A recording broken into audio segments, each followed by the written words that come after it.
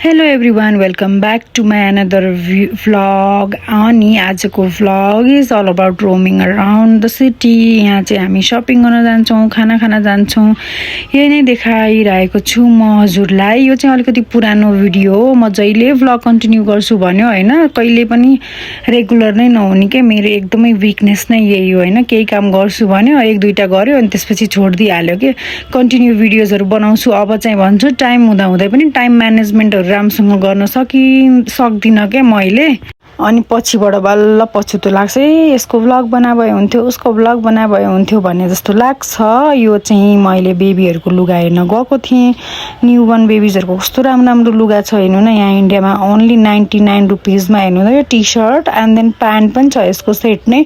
अब क्वालिटी त्यस्तो एकदम एक्स्ट्रा राम्रो चाहिँ छैन होइन। अभियसली अब 100 रुपिजमा वाट क्यान यु एक्सपेक्ट, त्यो पनि अब 160 रुपिज नेपाली भनौँ न होइन, त्यसमा के नै आउँछ र यहाँ होइन। यहाँ चाहिँ हेर्नु न कस्तो राम्रो टी सर्ट एन्ड देन त्यसको प्यान्ट्सहरू पनि छ, कसैलाई गिफ्ट दिनको लागि कस्तो पर्फेक्ट छ क्या। प्राइसहरू एकदमै राम्रो छ। यो पनि कस्तो राम्रो राम्रो लुगाहरूको थियो, त्यही बच्चाहरूको मैले चाहिँ यो गन्जीहरू किनिदिएको थियो बेबीको लागि। अब गर्मीमा यहाँ त्यो भोटोहरू लगाउन मिल्दैन, त्यही भएर गन्जीहरू नै सपिङ गर्दैछु। यो चाहिँ मैले पहिलाको भ्लग भनिहालेँ, बाबु सानो हुँदाखेरिको लुगाहरू हेरिरहेको छु, त्यही भएर मैले त्यसपछि आज चाहिँ अनि हामी घरको सामानहरू पनि किन्छौँ, घरको ग्रोसरी सपिङहरू गर्छौँ। यहाँनिर खिलाउने कुरादेखि लिएर सबै चिजहरू थियो। स्मल पिलोजहरू हेर्नु न कस्तो क्युट एन्ड देन कलरहरू पनि कस्तो पपिङ कलर के, एकदम पुरा ग्रिन येल्लोवाला, एकदमै बेबीलाई एट्र्याक्ट गर्ने खालको। अब चाहिँ म यहाँनिर ग्रोसरी सपिङहरू गर्न आइसकेको छु। यहाँ चाहिँ अब दाल चामल जे चाहिन्छ सबै। अनि यो चाहिँ भी मार्ट हो, इन्डियाको भी मार्ट। हजुरहरू जानुभएको छ भने चाहिँ यहाँ चाहिँ कस्तो सस्तोमा त्यो सामानहरू पाउँछ क्या, प्लास्टिकको अथवा डेली युज गर्न मिल्नेहरू। अब प्लास्टिकमा खान बोतलहरू भनेको होइन मैले, पानी खाने अर्नेवाला। अब अरू सामानहरू क्युट सामानहरू पाउँछ क्या, सिसाको पनि अनि त्यसपछि प्लास्टिकको पनि। यो बोतलहरू हेर्नु न, सिसाको बोतल 100 रुपिजको मात्रै हो। यो बोतल ह्यान्डल गर्न सक्ने भन्दा कस्तो राम्रो छ नि त। म चाहिँ फेरि अलि त्यो लोड्दै पोड्दै गर्ने मान्छे हो नि त, त्यही भएर म सिसाको बोतलहरू चाहिँ लिँदिनँ। म सिसाको सामानहरू चाहिँ खासै म लिँदिनँ, किनभने ह्यान्डल गर्न एकदमै गाह्रो हुन्छ।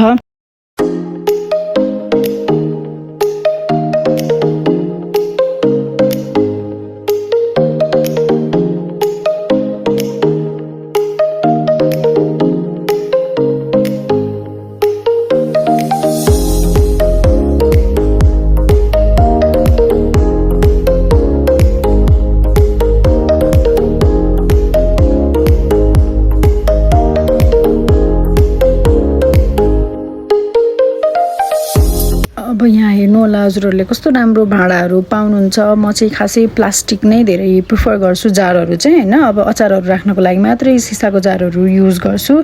यहाँ बच्चाहरूको बोतलदेखि लिएर एभ्रिथिङ, टिफिनदेखि लिएर सबै सामानहरू थियो। मलाई चाहिँ खासै केही थाहा चाहिएको नहुनाले अलिअलि जुन चाहियो त्यही मात्रै लिएँ मैले चाहिँ। यहाँ हजुरहरूलाई देखाउँदैछु, यो चाहिँ 100 को और 60 रुपिजको दुईवटा थियो कि, बाई 2 एट 178 रुपिजको त्यो दुईवटा जारहरू। हेर्नु न कस्तो रिजनेबल प्राइस पनि।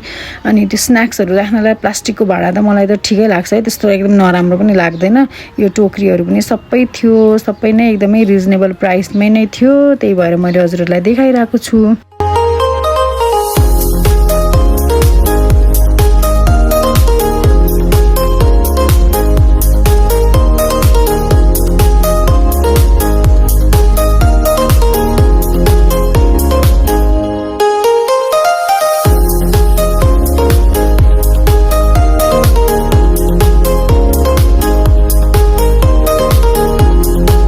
किचनको सामानदेखि लिएर यो एप्रोनहरूदेखि लिएर everything you will get there होइन। सबै राम्रो छ भी मार्टमा चाहिँ होइन।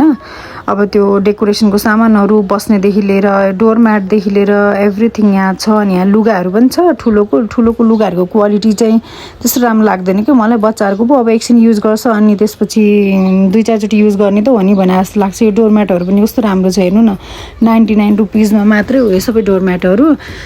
अनि अब ठुलो मान्छेको लुगाहरू त अलिकति क्वालिटीवाला नै किन्छौँ नि त हामीले। अब त्यो चाहिँ अलिकति पाउँदैन यहाँ, सस्तो त छ तर क्वालिटीवाला चाहिँ पाउँदैन। कुनै चिज चाहिँ फेरि एकदमै राम्रो हुन्छ क्या, त्यही भएर म चाहिँ लुगा किन्न चाहिँ होइन, यस्तो घरको सामानहरू किन्न चाहिँ।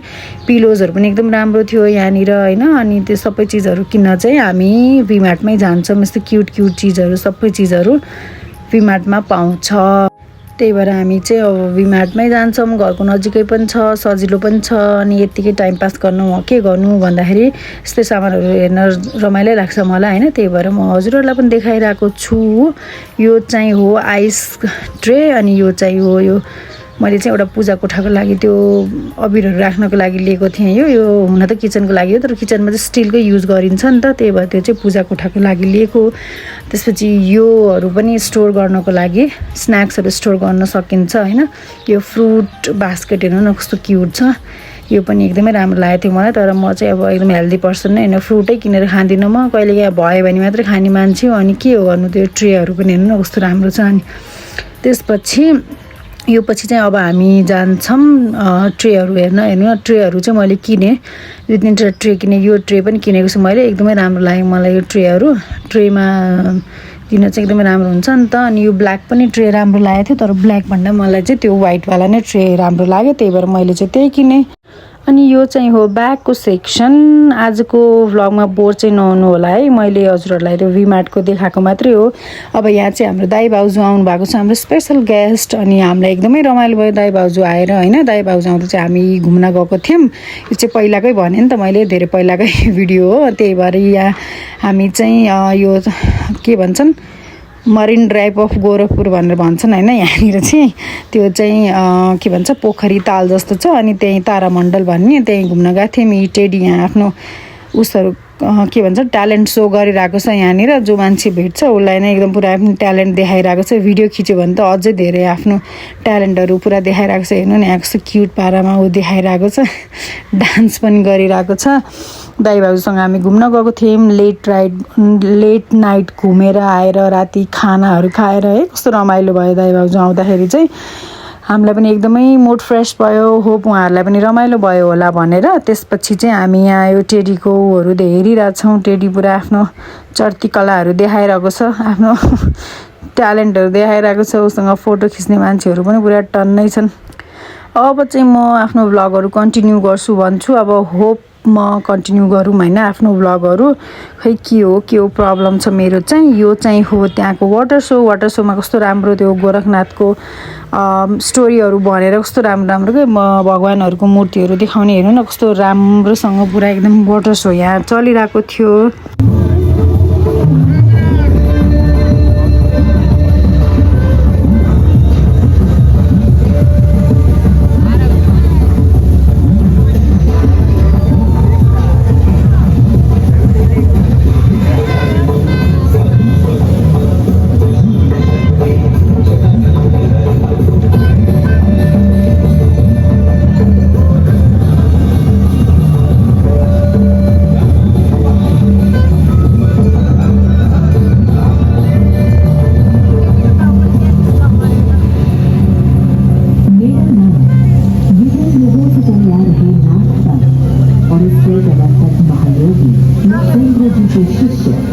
महायोगी गुरु गोरखनाथ बाबा पर रखा गया है, जिनका योगदान योग के व्यावहारिक पक्ष को जन जन तक प्रसिद्धि दिलाने हेतु भी है।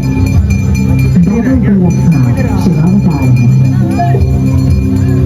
प्राचीन अचिरावती यानी रास्ते यहाँ कल कर बहती है। रमणीय गोरखपुर ने बाबा गोरखनाथ का मन मोह लिया। धीरे धीरे ये बात फैलने लगी कि महायोगी गोरखनाथ खिचड़ी के लिए अन्न की भिक्षा मांगते हुए यहाँ आए हैं। ज्वाला देवी ने गोरख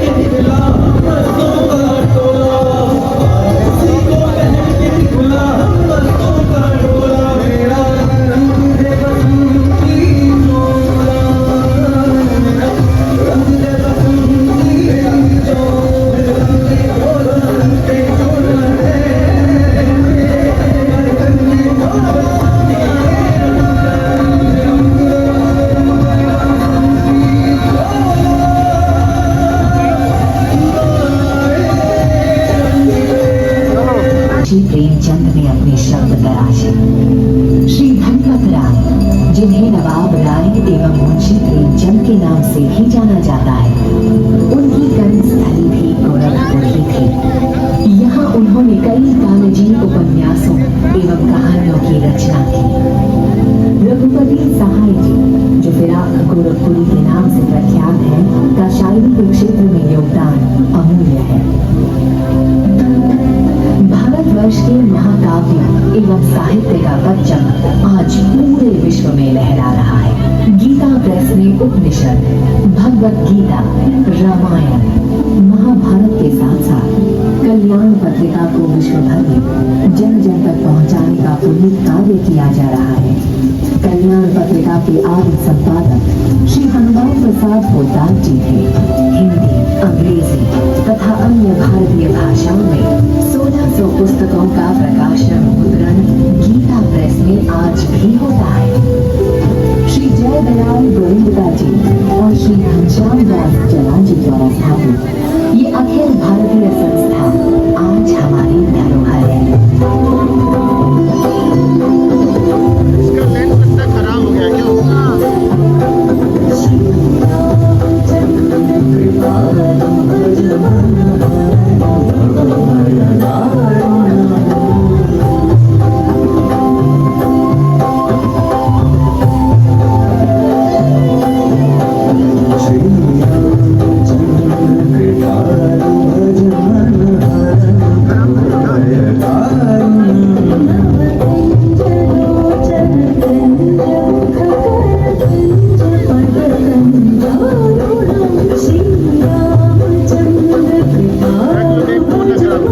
त्यसपछि हामीले आज खानामा डोसा खायौँ, किनभने कसैलाई पनि धेरै भोक लागेको थिएन। आई होप हजुरलाई यो भ्लग राम्रो लाग्यो होला। राम्रो लाग्यो भने लाइक, सेयर अनि सब्सक्राइब गर्न नबिर्स्नु होला। हेर्नु न मेरो दिदी कस्तो इन्जोय गर्दै खाँदै हुनुहुन्छ। दिदीलाई पनि एकदमै धेरै रमाइलो लागिरहेको छ। होप हजुरहरूलाई पनि मेरो भ्लगहरू मन पर्नेछ। मन पर्यो भने हेरिदिनु होला राम्रोसँग। अनि यो चाहिँ हो हाम्रो डिनरमा चाहिँ हामीले चाइनिज खाएको छौँ आज।